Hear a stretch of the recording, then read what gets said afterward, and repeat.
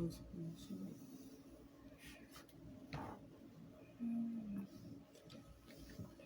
Tem gente aí já? Olá! Esperar o pessoal entrar.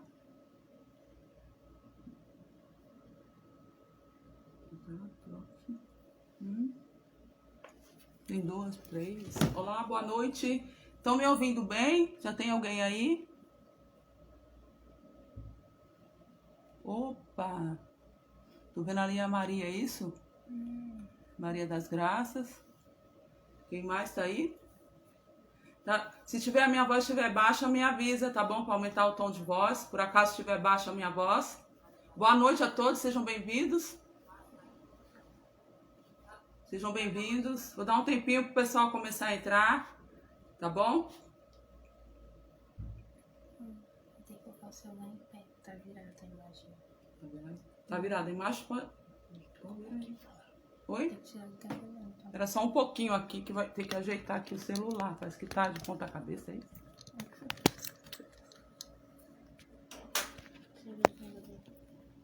Era só um pouquinho, pessoal. Estamos arrumando aqui.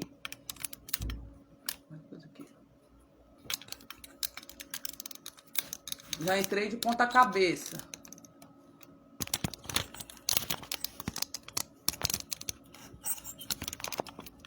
Meu Deus.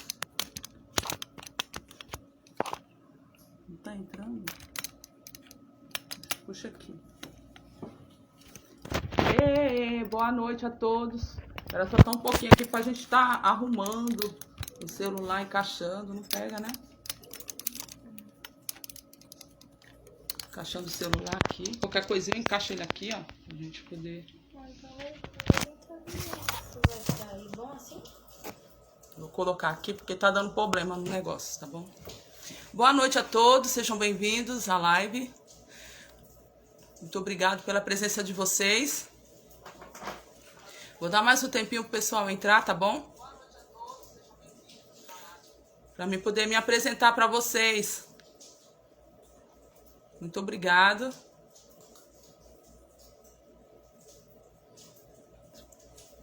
A Dira, boa noite, Dira. Maria das Graças. A Nani tá assistindo. Pode compartilhar, tá bom? Pode convidar o pessoal aí, seus amigos do seu Face. Pode compartilhar e convidar aí o pessoal. Vou esperar vocês entrar e se acomodar.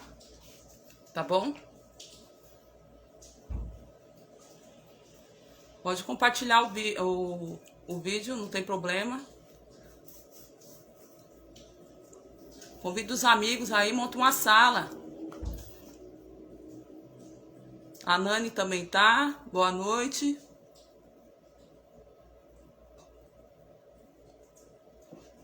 Jader Souza, é isso mesmo? Jader Souza. A Maria que chamou. A Maria chamou a Jader Souza. Seja bem-vindo. Mais um pouco.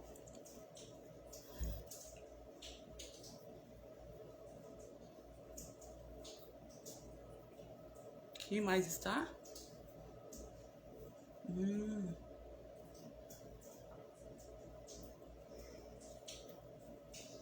Esperar o pessoal entrar aí.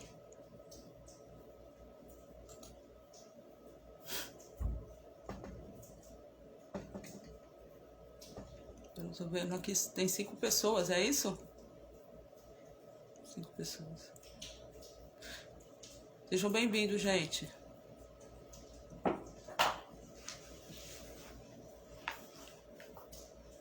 Ai, Ana.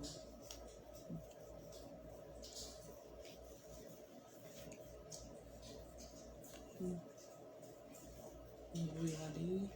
Sejam bem-vindos a todos. Eu vou estar me apresentando para vocês, tá? Pra gente iniciar a live. Tá bom? E Olinda Rufino também. Lúcia Santos. Seja bem-vindo.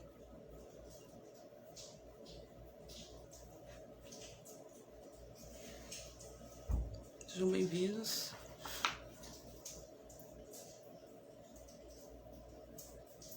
boa noite.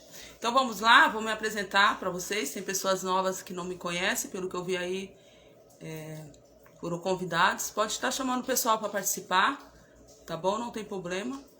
É uma honra a presença de vocês. Para quem não me conhece, meu nome é Elisângela Souza Silva Pereira. Estou cursando licenciatura em Filosofia pela Universidade Uninter. Sabemos que estamos no período de uma pandemia, agora que as coisas estão começando a flexibilizar, né, os comércios já começaram a abrir, e devido à pandemia foi necessário o distanciamento social, e com isso também as aulas foram canceladas. E a Universidade Uninter, ela sempre tem se preocupado com nós alunos, para que nós pudéssemos concluir o nosso curso. Eles liberaram para nós alunos, junto ao MEC, o estágio híbrido. E dentro do estágio híbrido, nós alunos tivemos 3 opções para poder estar escolhendo aí para fazer este estágio. Eu escolhi o projeto de extensão. Aí você pergunta, mas projeto de extensão? Sim, o projeto de extensão é uma ponte entre a universidade, o universitário, o público, né? E a sociedade. Então é essa ponte, essa ligação aí entre a universidade, o universitário e a sociedade e o público. E vocês são essenciais, né? Vocês são muito importantes. Eu agradeço cada um de vocês pela presença. Fique comigo até o final, tá? O meu estágio é um estágio supervisionado, observação e prática no ensino fundamental. Eu quero estar agradecendo aqui à Universidade Uninter, a todos os professores de licenciatura em filosofia, né? São vários professores, né? Não vou falar o nome porque posso aí deixar de falar o nome de algum, porque são vários, são muitos professores que nos atendem, né, através da tutoria.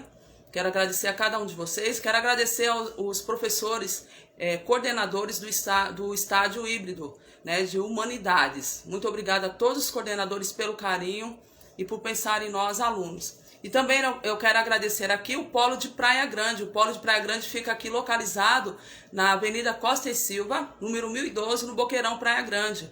A professora Virgínia, eu quero agradecer, o Polo de Praia Grande, o Polo da Uninter, pelo carinho, né, que tem nos proporcionado e por nos atender, por nos ajudar, por nos orientar. Muito obrigado ao Polo de Praia Grande da Universidade Uninter. O meu estágio, o estágio projeto de ação, foi nos proporcionado assim para a escolha livre de temas, né? A Uninter nos deixou à vontade para escolher o tema, desde que fosse dentro da disciplina, né, dentro do curso a qual cada aluno, né, está fazendo. E eu escolhi falar sobre o racismo, o preconceito e a discriminação. Talvez vocês podem estar pensando, mas esse assunto vem sempre... a gente vem ouvindo falar sobre o preconceito, sobre o racismo, sobre a discriminação. Eu falei isso no vídeo que eu gravei, que postei no YouTube, mas é necessário. Nós não podemos fechar os olhos, né, por tudo que a gente está vendo acontecer no nosso país e fora do nosso Brasil. Mas para poder falar sobre esses 3 temas, né, sobre o preconceito, sobre o racismo e sobre a discriminação, é necessário nós voltar lá atrás, no século XV, onde tudo começou no nosso Brasil, né? No século XV, por volta do ano de 1570, onde foi o primeiro navio negreiro de escravos a chegar no nosso Brasil, né? O nosso Brasil colonial, sabemos que chegou ao nosso país os portugueses e eles precisavam de mão de obras. E eles fizeram aí tráficos de negros. Mas antes de 1570, né, os índios foram os primeiros a ser escravos no nosso Brasil, né? E na história a gente pensa que só era um grupo de índios, mas a nossa história, a história do Brasil, ele vai nos informar que tinham vários tribos, né? E as terras eram divididas e eles viviam bem até chegar o nosso Brasil, os portugueses, e eles foram escravizados por um período de tempo. E quando foi no 1570, eles fizeram o tráfico de homens negros, né, de africanos, trazendo para o nosso Brasil através do navio negreiro, através de um navio dentro de um porão, e de uma forma assim bem desumana, onde eles eram vários, não era 10, não era 8, era vários homens, ali mulheres também, de várias idades, tudo amontoado num porão. E a história vai nos contar que nessa trajetória, na viagem deles ao destino, muitos morreram no caminho, muitos não chegaram ao nosso destino, vieram a morrer porque era muito abafado. Imagine, várias pessoas dentro de um porão onde não circulava ar. E a história vai nos dizer que esses homens morrendo, esses negros escravos morrendo, eles eram jogados no alto mar. E os que chegaram no Brasil, né, começaram a trabalhar, sendo escravos, né, muito maltratados, não tiveram o direito, né, foi vedado o direito deles, eles foram arrancados do seu país, né, da sua cidade, do seio familiar, e foi trazido para uma terra desconhecida. E eles foram proibidos de várias coisas, principalmente de falar a sua própria língua, né? Eles foram obrigados a falar a língua brasileira, né? E também eles foram proibidos de prestar os seus cultos, porque cada país tem a sua cultura, a sua religião. E os africanos também tinham a sua religião. E isso tudo eles foram proibidos, né? E pelo o senhor do engenho. E aí o que aconteceu? Eles prestavam culto ali escondido, né? Ele fazia as suas festas, os seus rituais ali escondido, porque eles só podiam, né?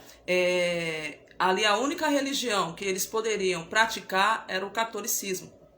Então nós vemos na história já, desde aí, o preconceito, o racismo, a discriminação já vindo desde o século XV, século XVI. E a gente vê a história que foi uma caminhada muito longa de sofrimento, né? E muitos negros, diz a história, que preferiram se suicidar do que viver o sofrimento que eles viviam, né? Muitos conseguiram, os que conseguiam fugir foram aí criando os quilombos, né? E ali ia se refugiando. Mas aqueles que no caminho eram pegos pelos capitães do mato, eles sofriam ainda a punição muito maior, né? Muito maior. E eles viviam em cesalas, né? Muito amontoado, outros eram com os pés amarrados ali com correntes para que eles não pudessem fugir. Então eles não tinham uma liberdade nisso, eles começaram a lutar pelos seus direitos. Pela sua liberdade. As mulheres também sofreram muito, né? As mulheres, elas eram abusadas pelos seus senhores. E diz as histórias que muitas até chegavam a abortar os seus filhos para que eles não viessem sofrer o que elas sofriam. E assim foi a história por muitos anos. Quando chegou em volta de 1860, a Inglaterra ela começou a abolir a escravidão. E nisso pediu que o Brasil também não fizesse mais tráfico de escravos negros. E o Brasil nós vemos que foi um país que mais se estendeu a escravidão, foi um país que demorou, né? Foi um país que foi relutando, né? E se estendeu por mais tempo. E nisso a Inglaterra, vendo que a partir do momento que eles foram abolindo a escravidão, eles tiveram que conseguir uma outra mão de obra, onde eles viessem, né? A pagar essa mão de obra, e aí os transportes o valor foi muito mais alto. E nesse tráfico de negros, quando chegava aqui no Brasil, eles eram vendidos, né? Eles eram vendidos como mercadoria qualquer. né, como se fosse um objeto, uma mercadoria qualquer. E eles não eram tidos como um ser humano, eram pessoas que eram tidas como um ser assim perigoso, né? Era como se eles fossem umas pessoas perigosas. A única coisa que eles ganhavam era uma roupa velha, um pedaço de pano, né? A alimentação deles era bem ruim. Muitos chegaram a ponto de se entristecer, a não comer, né? E por sentir falta, né? Dos seus parentes, do seu país. Quem conseguiu fugir, quem conseguia fugir, ia montando, né, criando os quilombos de refugiados, onde eles tinham liberdade de fazer os seus cultos. E quem não conseguia, ou tirava a própria vida, ou trabalhava ali de uma forma horrenda, como a gente conhece um pouco da nossa história. E isso, o preconceito, né, o racismo, a discriminação já vem daí, desde o século XV, século XVI. Né? E nós sabemos que não existe raças. Né? Eles classificavam as raças, né, de raças superiores e raças inferiores. As superiores eram os europeus, homens brancos, né, que eles falavam que tinham uma beleza, que era desenvolvidos. E os inferiores eram os negros, os índios, os asiáticos, né, que eram subdesenvolvidos. E então eles criaram, né, essa divisão aí de raças, mas na verdade, né, não foi aprovado cientificamente ou biologicamente que existe raças, mas sim a raça humana, né? Então não tinha por que ter, né, olhar para eles e ter eles como inferior, porque, né, segundo o professor Sérgio Luiz Nascimento, da disciplina de discriminação de gênero, raça e etnia, ele fala que o que nos diferencia, né, nós temos 30 mil genes em nosso corpo, no corpo humano, 30 mil genes. O que pode me diferenciar de você é apenas em 3, 4 genes. Então a diferença insignificante. Eu posso ser diferente de você na aparência. Eu e você somos únicos na aparência, né? Mas o cabelo, o olho, os lábios, o nariz, isso não quer dizer nada, não podemos classificar outra pessoa como inferior, né? Ou cor da pele. Então, raças não existe, existe a raça humana. Essa teoria foi criada pelos racistas, né? Pelos europeus ali no período do Brasil colonial. Então, desde aí já começou esse preconceito, essa discriminação, e que até o dia de hoje, né, a gente vê aí as pessoas negras lutando pelo seu direito, porque até então a liberdade veio para eles, a abolição no nosso Brasil foi em 13 de maio de 1888, porque ficou insustentável e os negros começaram a confrontar com seus senhores porque ele queria a sua liberdade, né? Ele queria a sua liberdade. E nesse período foi também criado um grupo de abolicionistas também que condenava a escravidão. E nisso, em 13 de maio de 1888, né, os escravos tiveram a sua liberdade, onde a princesa Isabel assinou a Lei Áurea, né? E a liberdade, essa libertação foi importante? Foi. A única coisa que eles esqueceram junto com essa libertação, criar outras leis onde, né, essas pessoas negras pudessem serem inclusas na sociedade, né, onde eles pudessem receber o período em que eles trabalharam como escravos, né? Então, eles tiveram a liberdade, mas eles não foram inclusos na sociedade. E aí é onde veio o problema após a libertação dos escravos, porque eles foram libertos, só que não foi dada uma estrutura para eles, né? Eles não deram uma educação para eles, eles não tiveram moradia, né? Lugar aonde morar, né? Não tinham trabalho onde eles pudessem receber o seu salário. Alguns resolveram ficar na fazenda com os seus senhores. Outros seguiram os seus rumos, né? Outros foram para o quilombo e outros ficaram sem destino. E aí é onde começou o problema. Logo após a libertação dos escravos, veio em 1889 a proclamação da República.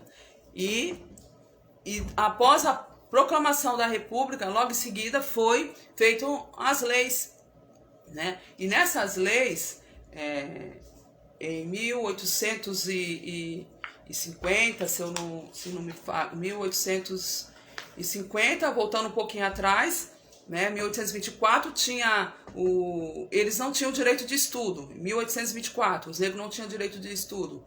Em 1850 tinha os terrenos, o Estado, os terrenos eram comprados pelo o Estado. Os índios, os negros não tinham esse direito, né? Não tinham o direito de ter sua terra, não tinham direito de comprar essa terra. E aí veio se estendendo o problema da escravidão, até que 3 de maio de 1888 eles tiveram a libertação. Em 1889, a proclamação da República. E nisso veio as leis. E aí veio surgindo outros problemas. Por quê?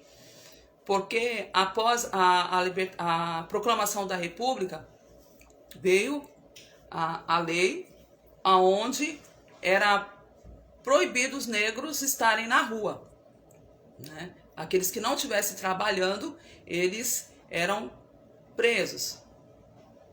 No período onde eles estiveram na escravidão, eles criaram, eles tinham as religiões deles, eles não podiam ali poder cultuar, né, fazer os seus rituais. E ali, nesse período da escravidão, onde surgiu o candomblé, né, onde surgiu ali, eles criaram a capoeira, né, e quando, após a libertação, após a proclamação da República, que veio surgindo leis, e aí foram proibindo os negros de estarem na rua, se não estivessem trabalhando, de também não poder jogar capoeira, eles foram proibidos também. E nisso foi se estendendo inúmeros problemas para os negros. E até o dia de hoje eles lutam, né? Nós vemos aí grupos que foram formados para lutar, né, pela a inclusão, pelos seus direitos. E às vezes muitas pessoas falam assim: mas a gente só vê o tempo todo eles precisando se afirmar, né? Essa geração de agora é uma geração Nutella, é uma geração do mimimi, que tudo é preconceito, que tudo é racismo, né? Na época lá atrás, né, de escola, como eu vi uma postagem, a gente tinha as brincadeiras, né? Tinha as brincadeiras saudáveis, que isso dá saudade mesmo, mas tinha outros tipos de brincadeira onde a pessoa era colocada numa roda e ali eles eram chamados de vários nomes, né? E ali muitos do que oprimia essas pessoas hoje achava que lá atrás nunca temos esse problema de bullying, de preconceito e racismo. A gente brincava, chamava o outro de gordo, chamava o outro de negão, chamava o outro de magrela, chamava o outro daquilo outro, e nunca tivemos isso, né? Mas talvez eles nunca presenciaram, como na minha época lá atrás, que eu fiz parte dos anos lá atrás, né, anos 80, mas nunca presenciaram dentro de um banheiro uma menina negra chorando, porque foi colocado numa roda e o grupinho que apavorava xingava, né, fazia brincadeiras, né, que é tido como brincadeiras ofensivas, né, e às vezes tinha medo. Quantas vezes eu fui no banheiro e via meninas negras chorando, limpando o rosto para não deixar transparecer, né, e ficava se perguntando por que faziam aquilo, e tinha medo de falar com a direção e depois sofrer outros tipos de situações, desses tipos de brincadeira que era tido como brincadeira. O que acontece na geração 2000 é que essa geração não tolera esses tipos de brincadeira, que desqualifica a outra. Ele não tolera mais brincadeira aonde são colocados numa roda e várias pessoas zombando, dizendo que é brincadeira, e outros por detrás dando risada, né? Compactuando. A geração de hoje, ela luta pelos seus direitos e não tolera mais o intolerável, né? Então tem um direito, tem uma lei 7.716 de 1989 que fala sobre preconceito, né? A pessoa que sofreu preconceito, que foi descriminalizada, né? Ela tem esse direito, né? De correr atrás e de buscar os seus direitos. Então essa geração de hoje não é a geração de lá de trás, que aceitava as brincadeiras, né? Que aceitava ser desclassificado numa roda, né? Onde muitos ali davam risada e às vezes iam chorar escondido. Essa não, essa luta pelos seus direitos, né? Essa luta contra a intolerância, contra o preconceito, né? Então, aí é quando a gente vê umas postagens assim, dizendo que a geração passada não é a geração onde a pessoa era colocada numa roda e outros ali xingando e falando que isso era uma brincadeira, que hoje a geração de hoje é mimimi, né? Os opressores não viam essas pessoas lá atrás escondidas chorando, né? Já cheguei a ver menino chorando, chutando a parede escondido e falando que a cor dele, que por causa da cor dele, ele não podia estar no meio das outras pessoas, que ele era colocado escanteio, né? Tem uma vez que eu virei pro menino e falei assim: a culpa não tá na sua cor, é a falta de educação das pessoas.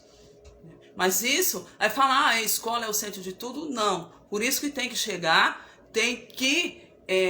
na direção da escola, falar com a direção, levar o caso, falar com os pais. Se tiver algum adolescente assistindo, né? Tiver algum adolescente assistindo aí, alguma mãe assistindo com seus filhos, né? Orientou, não toma nenhuma providência com as suas próprias mãos, não queira fazer justiça com as próprias mãos. Como diz o filósofo Cortella, ele fala que a partir do momento que você faz justiça com a própria mão, isso não é justiça, isso é vingança, né? Então, tem a direção da escola, aonde eles vão, né? Eles irão sentar juntamente com os professores, pedagogo. Hoje na escola tem psicopedagogo, né?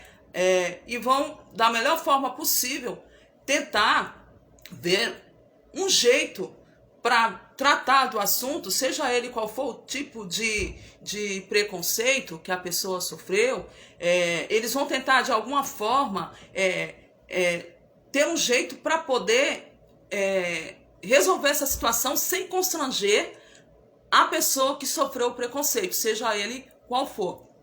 Então hoje a escola ela tem, né, esse grupo aí, esses professores, tem a direção que eles vão trabalhar de uma forma, de um jeito ali, vão sentar, vão conversar e vão ver um jeito onde eles vão resolver essa situação sem constranger a criança, sem constranger o adolescente. Porque quem oprime o outro não sente nada, mas quem é oprimido, quem sofre com o preconceito, quem sofre com o racismo, com a discriminação, eles desenvolvem um trauma, né?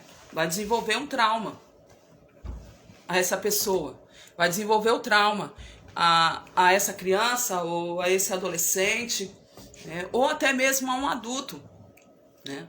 E esses traumas eu vou estar falando na segunda-feira que vem, que eu vou estar fazendo uma live, que eu vou estar pegando tudo o que acontece, trazendo para vocês o que acontece com a pessoa que sofre o preconceito, seja qual for o tipo. Tem o preconceito racial, o preconceito social, onde a pessoa que tem uma classe social mais alta, é rico, tem um patamar melhor, desclassifica a pessoa que é pobre, né? Já teve pessoas para mim que sofreu, né? Que sofre até no serviço, porque a pessoa que está num nível maior no serviço, né?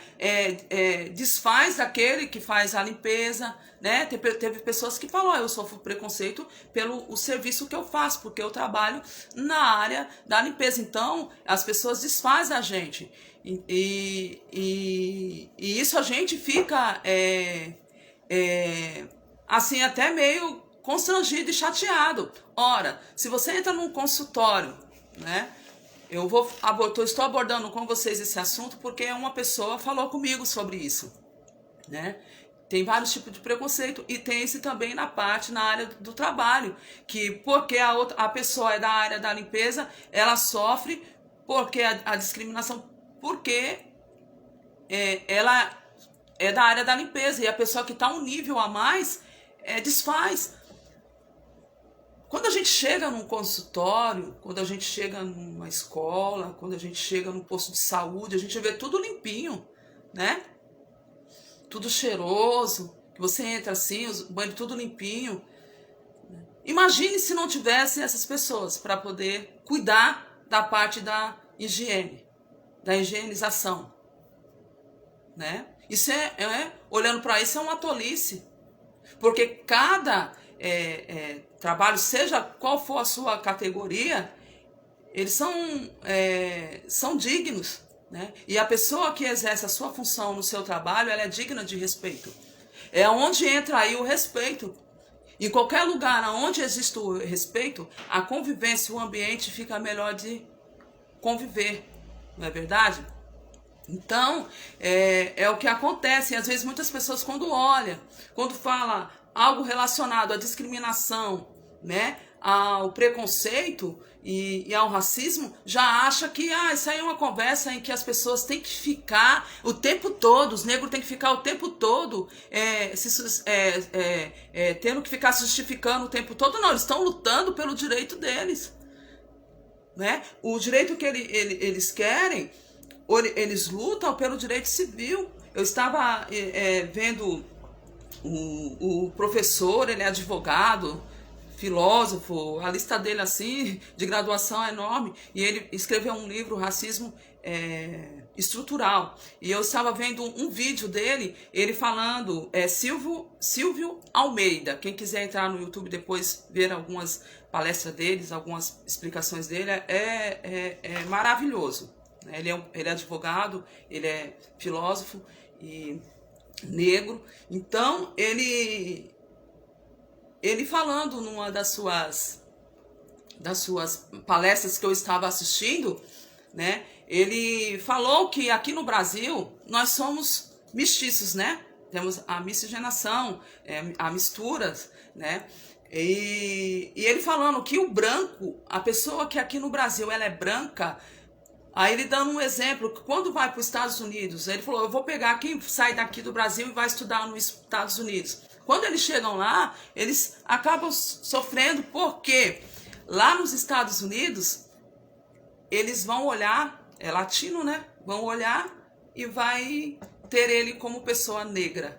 O brasileiro, que aqui no Brasil é branco, que aqui no Brasil tem o branco, o negro, o pardo, né? E quando chega lá, ele é onde a pessoa sofre.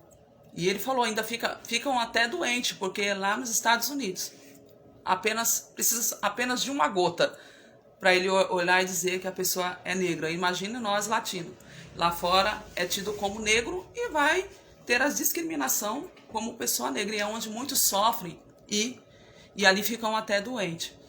E nós vemos isso no nosso Brasil, né? Mas se a gente for perguntar, se nós for perguntar se o Brasil é preconceituoso, na Folha, o jornal Folha, ele fez uma pesquisa, eu não me lembro se foi foi em 2000, e eles pesquisaram, 90% da pesquisa que eles fizeram, com diferentes pessoas, eles falavam que o Brasil era preconceituoso.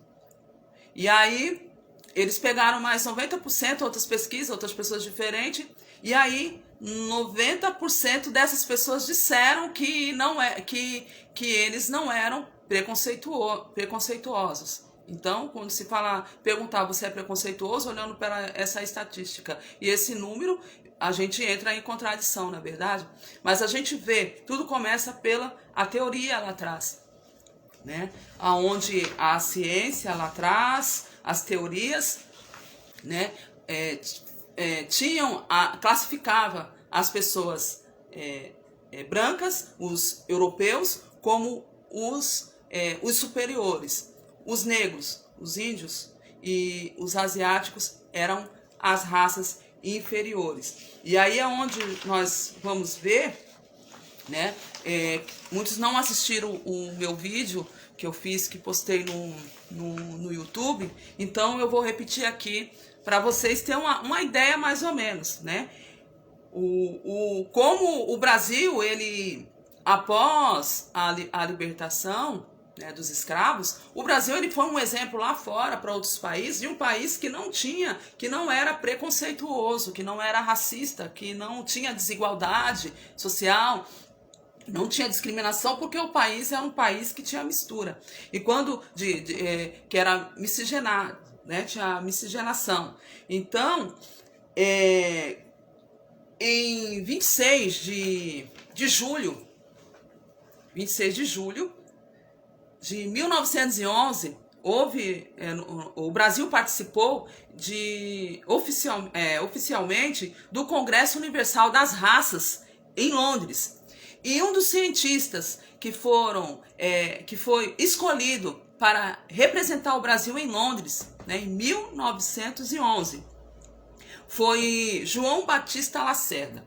E esse cientista, né, a tese dele é eugenista.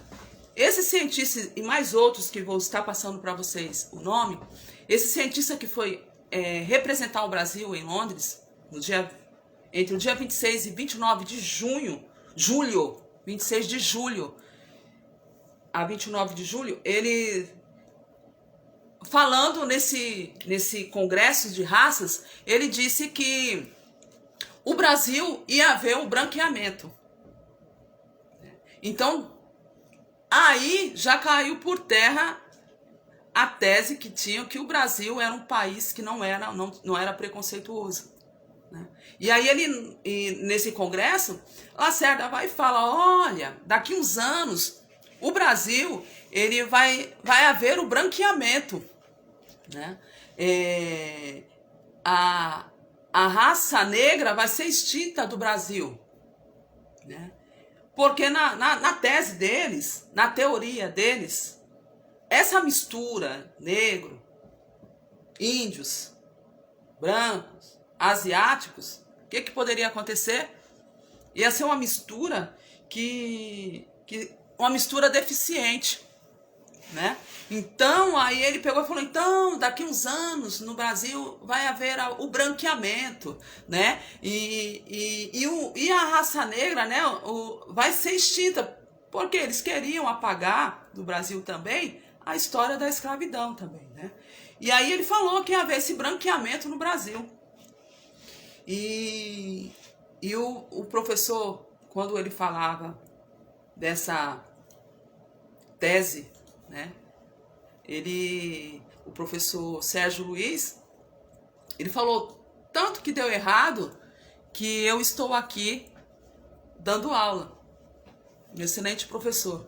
E ele deu um sorrisinho de lado. Aí eu falei no vídeo lá do YouTube que eu ri junto com o professor Sérgio, que eu me lembrei da frase do filósofo Cortella, Sérgio Cortella, um filósofo brasileiro, quando ele disse, em uma entrevista dele, não ria sozinho, ria junto comigo, porque se você rir sozinho, eu vou entender que essa sua risada, que esse seu riso é um riso ofensivo. Então ria junto comigo, porque eu vou estar sabendo aí, né, vou estar participando, né, do assunto, e eu vou rir junto com você. Então não ria sozinho. E eu posso dizer que eu ri junto com o professor, né? Porque a tese, né, essa tese deles não deu certo, porque eles tinham em mente, né, a tese eugenista, isto é, a tese que defendiam um padrão genético superior para a raça humana, né? Tais teses defendiam a ideia de que o homem branco europeu tinha o padrão de melhor saúde, de maior beleza e de maior competência civilizacional em comparação às demais raças. Como eu disse, não existem raças. existe raça humana. Como eu falei, o que me diferencia de você é apenas 3 a 4 genes que eu posso ter diferente no meu corpo ou no seu corpo, né? Dentro de 30 mil genes é uma diferença insignificante, né? O que pode me diferenciar de você é a minha parte externa, né? Mas dentro de mim bate um coração igual bate em você, tem um olho, né? Igual uma ativista falou, temos um fígado igual, né? Nós vemos que às vezes tem pessoas que é de outra família e nem conhece, e às vezes, para você ver, às vezes um parente, ele não tem compatibilidade na hora de precisar ali de um, como fala o nome? Quando a pessoa precisa de transplantar um órgão, às vezes não encontra no seio familiar, né, uma pessoa que possa ali doar, fazer a doação, e às vezes encontra em outra pessoa, né?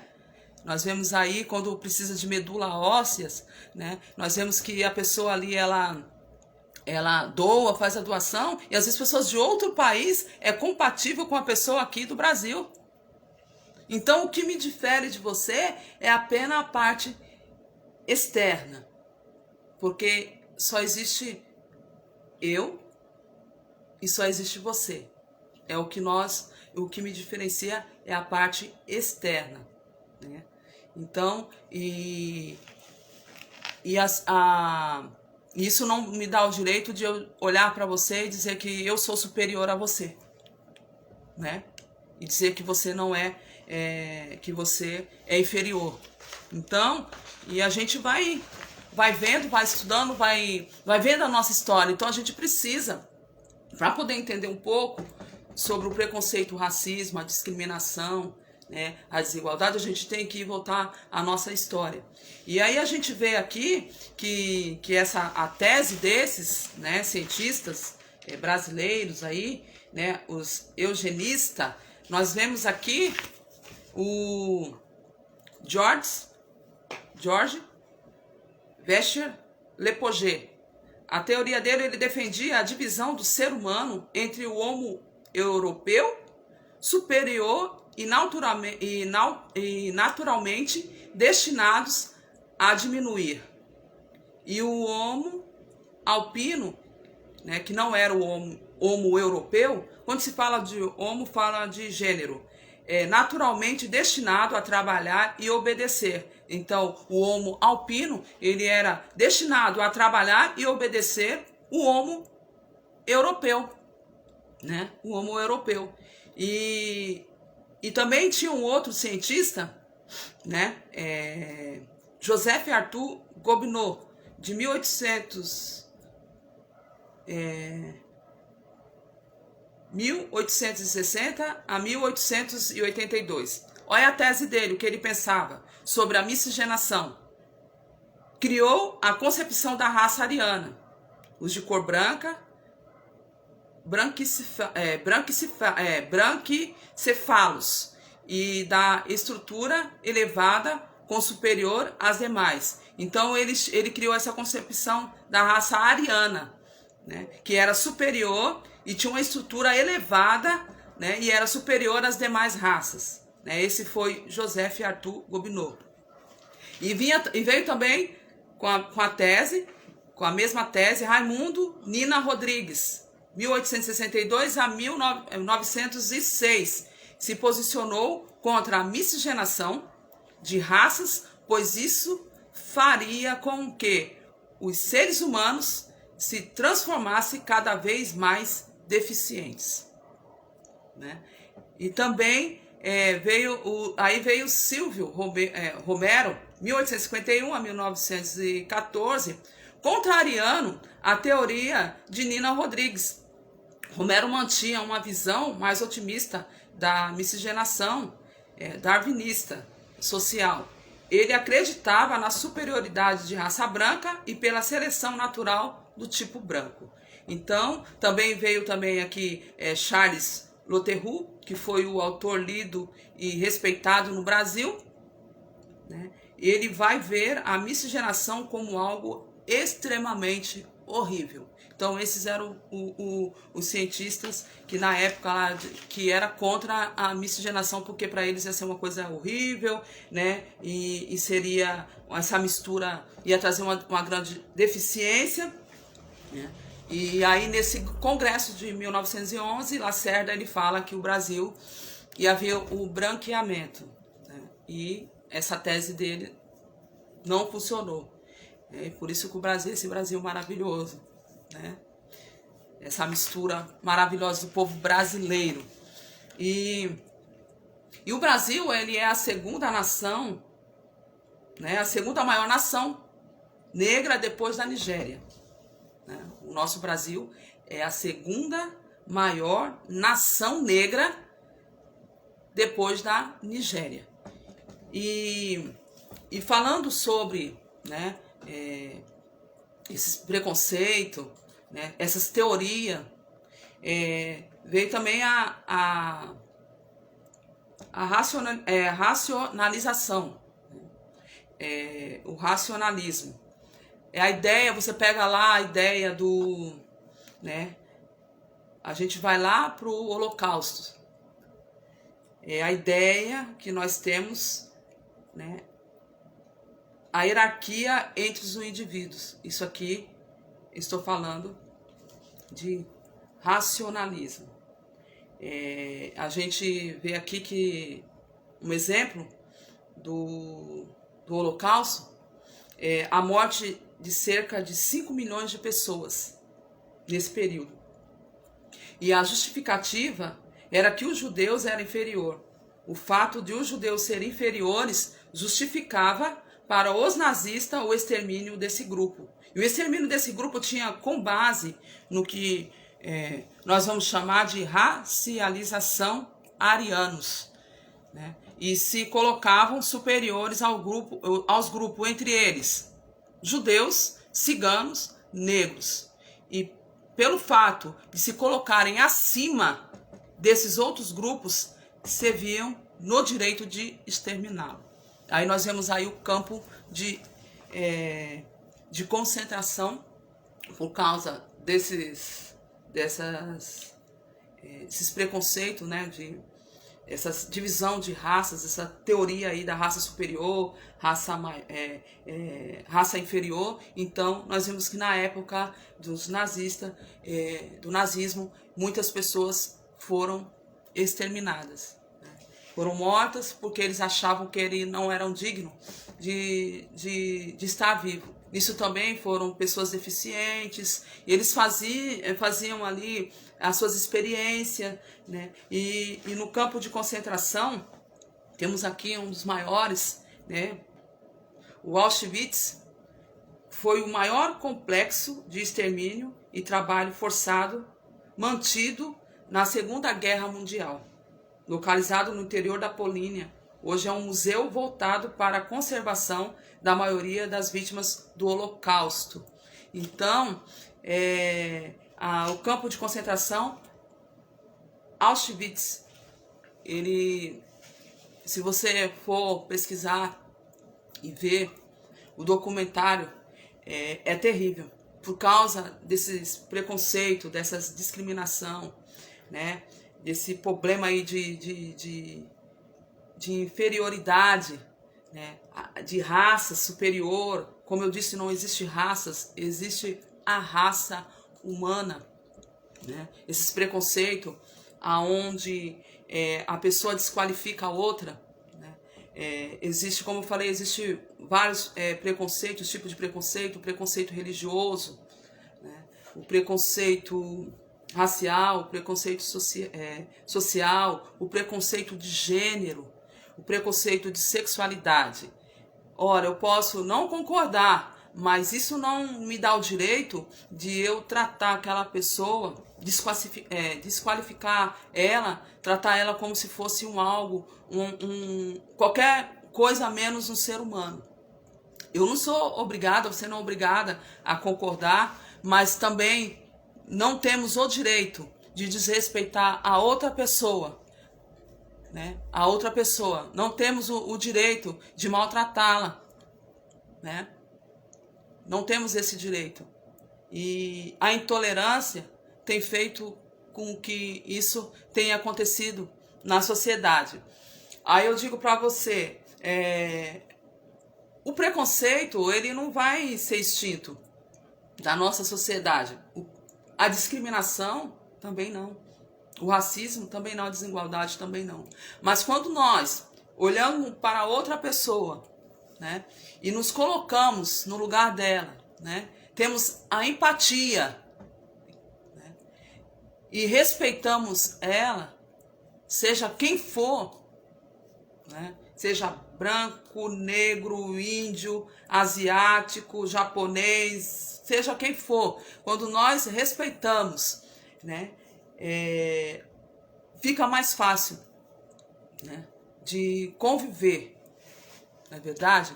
Fica mais fácil do ambiente ser mais favorável e dá para minimizar esse problema, dá para minimizar a situação. E quando a gente tem o conhecimento, né,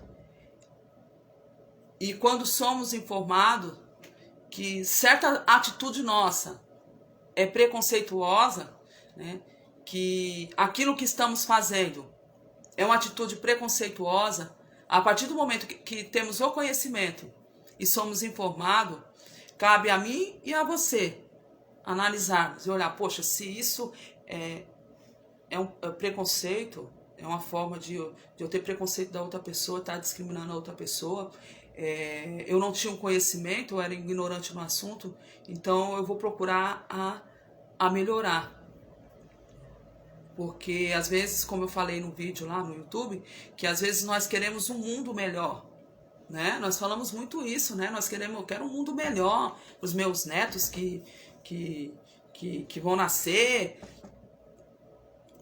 que os meus filhos, né, estão crescendo, tem muitas coisas aí pela frente para conquistar. Eu quero um mundo melhor, mas nós esquecemos de deixarmos filhos melhores para que o mundo possa ser melhor, né? Para que o mundo possa ser melhor, né? Nós melhorarmos, né? Verdade? Então as coisas, quando se tem um respeito, né? Quando nós olhamos para outra pessoa e temos respeito por ela, seja qual for a sua religião, seja qual for, né, a sua descendência, nós tendo o respeito, as coisas ficam mais fáceis. O que falta às vezes em nós é a empatia. Porque se eu gosto muito de ser respeitada. Então, se eu gosto de ser respeitada, eu não posso fazer com a outra pessoa aquilo que eu não gostaria que fizesse comigo, né? Então, a intolerância, a gente não pode olhar para essas coisas e achar normal, naturalizar. Nós não podemos. E por isso vem, né? Já vem lá de trás essa luta constante, né? E é triste quando a gente vê uma postagem, a pessoa falando, é preconceito, o racismo, discriminação, nossa, sempre tem que ficar se autoafirmando. Não é isso, gente. É que hoje as pessoas cansaram, não toleram mais isso, não aceitam mais esse tipo de brincadeira. E eu fiz uma pergunta para uma pessoa, e eu lendo um post que colocaram que falava sobre isso, que é a geração do mimimi, a geração do que tudo é preconceito, tudo é racismo, tudo é discriminação, né? Eu perguntei para uma pessoa que fez parte da época lá atrás, nos anos 80, eu falei, você já passou por alguma situação no período escolar ou na sociedade, que você, hoje, olhando hoje, né, você aceitaria esse tipo de brincadeira calado? A pessoa falou, não, eu não aceitaria. Então, para a gente ver que às vezes certas atitudes têm que ser tomadas, porque não é uma brincadeira desqualificar outra pessoa, né? Às vezes olha assim, pega uma frase querendo elogiar uma pessoa que é negra, dizendo assim, ó um elogio. Ah, é negro, mas tem a alma branca. Isso é uma forma de preconceito, isso nunca se deve falar. E uma alma não tem cor. A alma não tem cor. E é quando a gente vai se aprofundando no estudo, vai procurando conhecer a nossa história, né?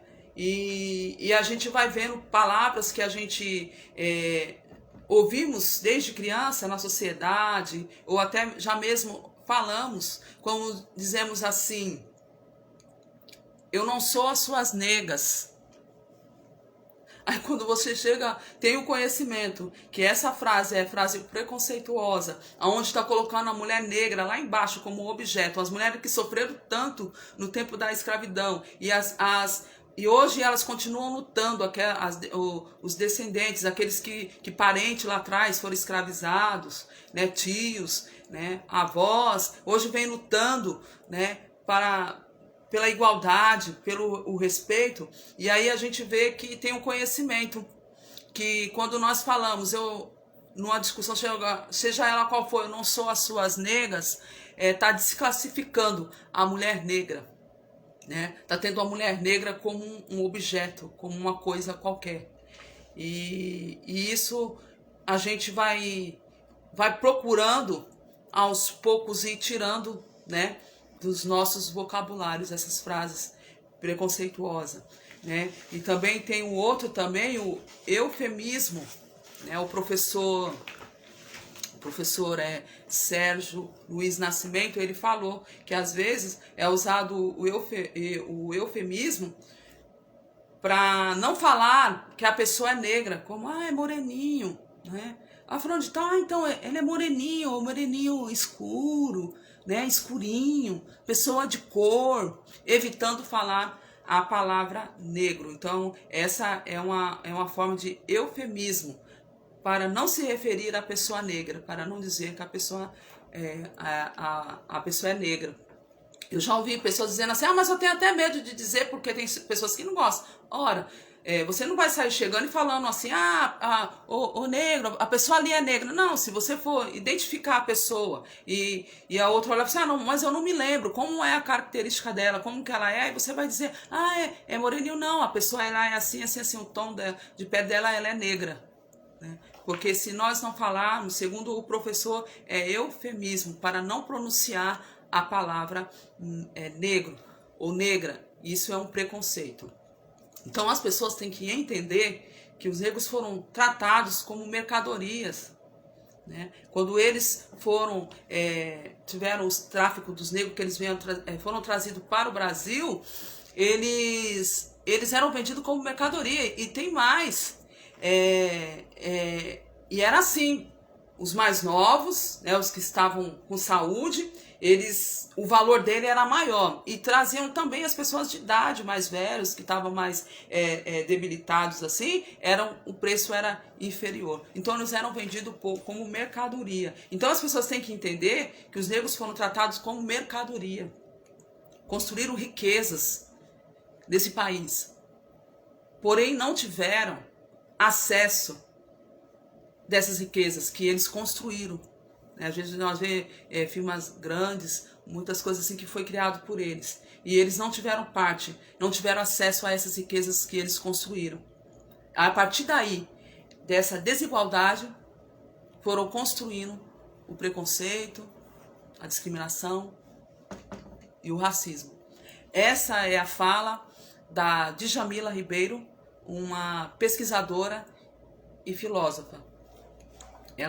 Ela falando, e eu peguei essa fala dela numa entrevista, e ela falou isso, que as pessoas têm que entender, que os negros foram vendidos como mercadoria. Eles fizeram aqui, construíram a riqueza do nosso país, e eles não tiveram acesso a nenhuma delas.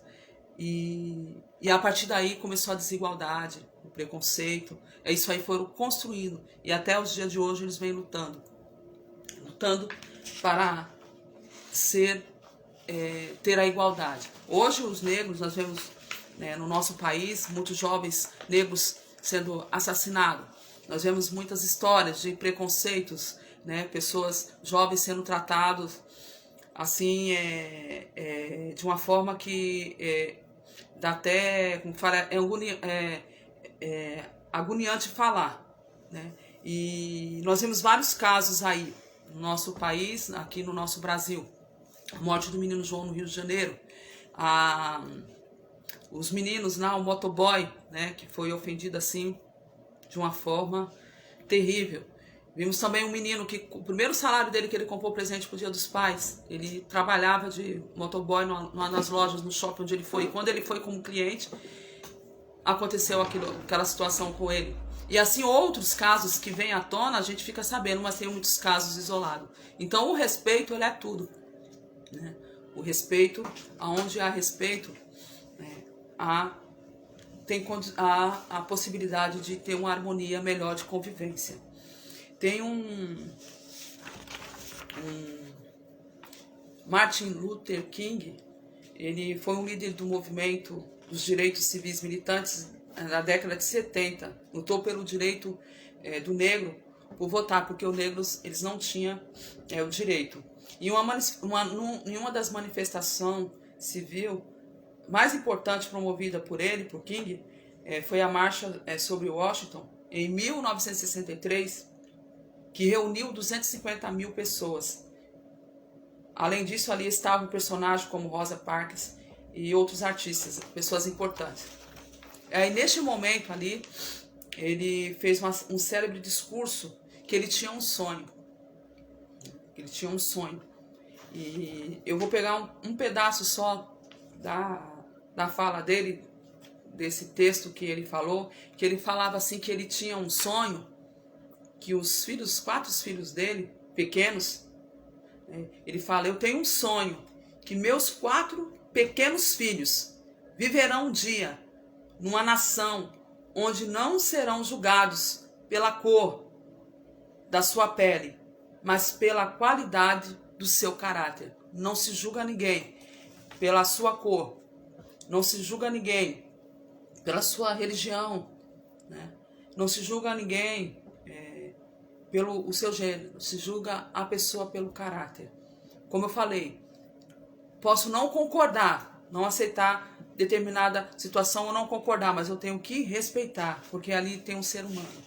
Então ele tinha esse sonho, porque ele lutou muito, né, combatendo os direitos dos negros, porque os negros não tinham direito a votar e ele lutou para que isso acontecesse. E quando os negros começaram a votar foi em 1934 que eles tiveram o direito do voto.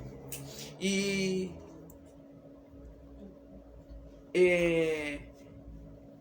também tem uma frase do Mandela. Do Mandela, ele diz que ninguém nasce odiando outra pessoa pela cor de sua pele, por sua origem ou ainda por sua religião. Para odiar as pessoas, precisam aprender. Né? As pessoas precisam aprender. E se podem aprender a odiar, elas podem ser ensinadas a amar. Nelson Mandela. Então, como eu falei, uma criança não nasce odiando alguém, uma criança não nasce tendo preconceito, discriminação, não nasce sendo racista, elas aprendem. E aqui Nelson Mandela fala que do mesmo jeito que ela pôde aprender a odiar, elas também podem ser ensinadas a amar. E eu quero estar falando com vocês o conceito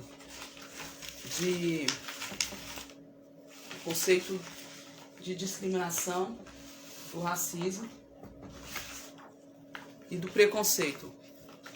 O preconceito significa uma opinião que formamos das pessoas antes de conhecê-las. É um julgamento feito às pressas e superficial e é muito perigoso, pois ao invés de melhorar a nossa vida e da sociedade, acaba trazendo muitas situações complicadas e até mesmo violentas. Então o preconceito é uma opinião que formamos das pessoas sem mesmo antes conhecê-la. E também a discriminação. A discriminação, ela ela também é uma forma em que nós utilizamos para olhar para outra pessoa e termos ela como inferior a nós. Que diz assim: a pessoa que faz isso geralmente quer valorizar a si próprio e diminuir os demais. Mesmo de brincadeira, isso é discriminação. E é inseguro porque não tem capacidade de conviver com os outros e aceitar as diferenças naturais entre os seres humanos. Os preconceituosos e os racistas têm dificuldade em aceitar e conviver com diferença, e às vezes suas atitudes chegam ao delírio e como são medrosos e inseguros, projetam sobre os outros que são inferiores a eles e que não podem ter o mesmo direito. Então, a discriminação é, portanto, tratar o outro com inferioridade e julgamento superior. E o racismo, as pessoas que não conseguem deixar de ser preconceituosas podem vir se tornar racista. Um racista acredita que existem raças superiores às outras, o que é grande tolice, pois na espécie humana não podemos dizer que existem raças.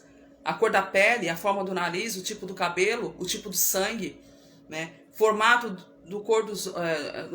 do nariz, né, a cor dos olhos, a espessura dos lábios não são suficientes para estabelecer diferentes tipos de raças entre os seres humanos, que biologicamente são iguais em quase tudo, restando pequenas diferenças externas, pouco importantes e que não servem para fazer com que uns sejam superior ou inferior ao outro. Então esse é o preconceito, né? A discriminação, as pessoas que fazem isso com as outras pessoas, elas querem mostrar para aquela pessoa que são superiores, que eles são superiores, que aquelas pessoas são inferiores. E isso nós temos que estar falando, temos que combater, temos que debater e nisso somente falando mesmo, né? Tentando conscientizar as outras pessoas e abrir os olhos. O respeito, tudo começa pelo respeito, não é verdade? Eu te respeitando, vocês me respeitando, um respeitando o outro. Esses tipos de atitudes, né, que desqualifica o outro, vai minimizando. Quando eu tenho conhecimento, quando eu sou informada, né, sobre isso, eu vou procurar me policiar e procurar tratar as outras pessoas, né, igualmente, não me colocando superior a elas. Como falei, não existe raças, existe a raça humana. Não sou superior a você e nem você é superior a mim. E isso não pode fazer com que nós olhamos para o outro com um olhar diferente. E desde já agradeço vocês, tá? Muito obrigado pela presença de vocês. E dia 21 vou estar fazendo para fechar mais uma live, a semana que vem, segunda-feira, mostrando para vocês o que acontece com a pessoa que sofre o preconceito, que sofre com a discriminação, que sofre com o racismo. Essas pessoas, os traumas que a criança pode sofrer, que um adolescente pode sofrer, que até mesmo um adulto pode sofrer, né?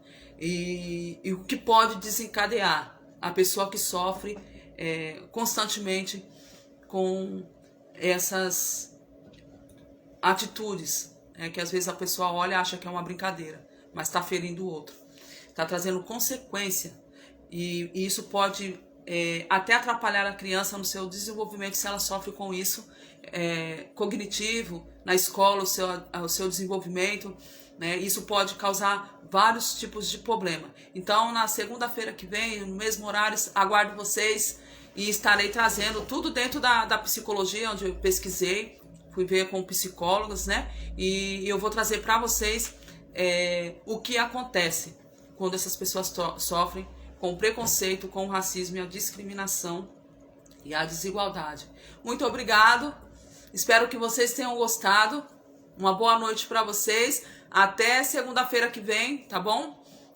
Dia 21, estarei aqui trazendo para vocês os traumas que essas atitudes pode causar numa pessoa, né? Isso é sério, isso não é brincadeira. Que nós possamos combater. Não combatendo, não compactuando, não fazendo parte desse grupo. Quando alguém estiver falando com a outra pessoa, maltratando a outra pessoa, que nós não viemos fazer parte, né?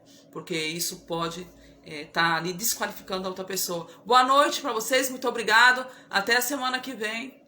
Tchau, tchau.